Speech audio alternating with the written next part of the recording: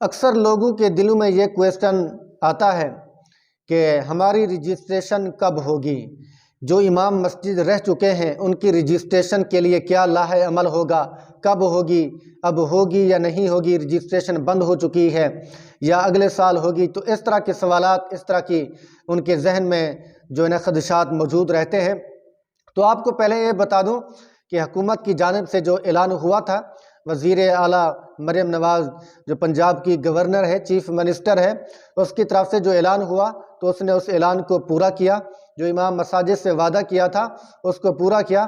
تمام ائمہ مساجد کو 25 ہزار مل رہے ہیں، اکثر کو مل چکے ہیں، اور اس کے لیے اعزازیہ کارڈ بنایا جائے گا، بن بھی رہا ہے، اور تقسیمات بھی جاری ہیں کہ وہ کارڈ بنا کر جس بینک میں جائیں گے وہیں سے اپنی اماؤنٹ 25 ہزار نکال لیں گے، بغیر کسی کٹوتی کے صاف شفاف ان کو یہ اماؤنٹ مل جائے گی۔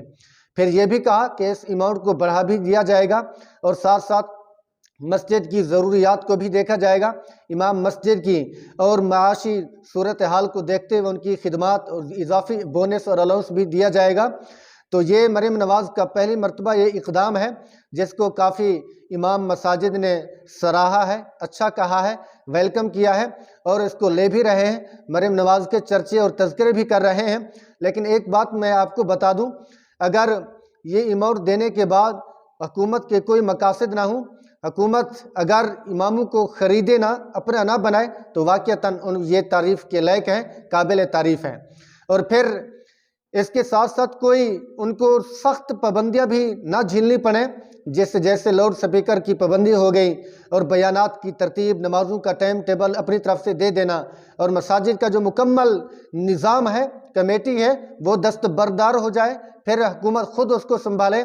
یہ اس طرح بھی مداخلت کو شاید ناگوار سمجھا جائے گا، اچھا نہیں سمجھا جائے گا۔ تو امید تو یہی ہے کہ وزیر اعلیٰ پنجاب مریم نواز اور کوئی اس طرح کا سخت اقدام نہیں اٹھائے گی جس سے امام مساجد کو، کمیٹی والوں کو تکلیف کا سامنا کرنا پڑے، پریشانی جھیلنی پڑے۔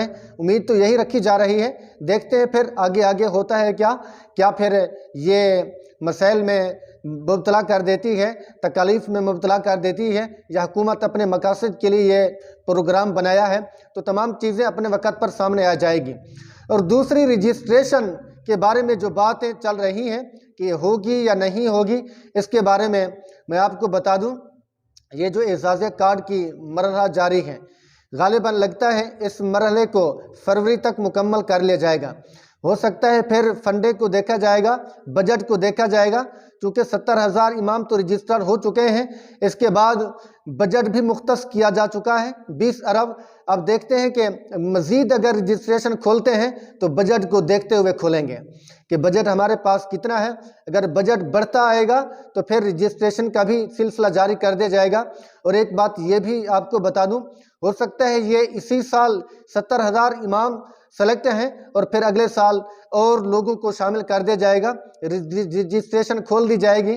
یہ ترتیب بھی بن سکتی ہے، 2-3 مہینے کے بعد بھی کھول سکتے ہیں، اگلے مہینے بھی کھول سکتے ہیں، یہ ترتیب کوئی کنفرم نہیں ہے۔ یہ اس کے بارے میں حکومت کی کوئی نئی تاریخ، کوئی پکا اعلان نہیں آیا، تو اسی لیے انتظار کریں۔ جو امام مساجد رہ چکے ہیں پہلے ان کو بھی دیکھتے ہیں کیا حال ہوتا ہے، اماؤنٹ مستقل جاری کرتے ہیں، کوئی اور یعنی اس کی سختی کرتے ہیں نہیں کرتے، کوئی اور قوانین اور ضوابط مرتب کرتے ہیں نہیں کرتے، ان کی ترتیب بھی سامنے آ جائے گی، اور اس وقت تک نئی رجسٹریشن کا بھی پھر آغاز کریں گے تحصیل لیول پر اور ضلعی لیول پر۔ یہ تمام ترتیبات حکومت اپنے وقت پر کرے گی۔ تو نئے مساجد امام ابھی انتظار کریں، انشاءاللہ جو معاملہ ہوگا وہ سامنے آ جائے گا۔ تو دعا کرتے ہیں اللہ رب العزت ہم سب کی حفاظت کریں اور ہم سب کو اپنی دین کی صحیح معنی مقبول خدمت کرنے کی توفیق نصیب فرمائے۔ اگر آپ کو میری ویڈیو اچھی لگی تو میرے چینل کو سبسکرائب کریں، کمنٹ کریں، لائک کریں۔ جزاکم اللہ خیر، احسن الجزا۔ السلام علیکم ورحمۃ اللہ وبرکاتہ۔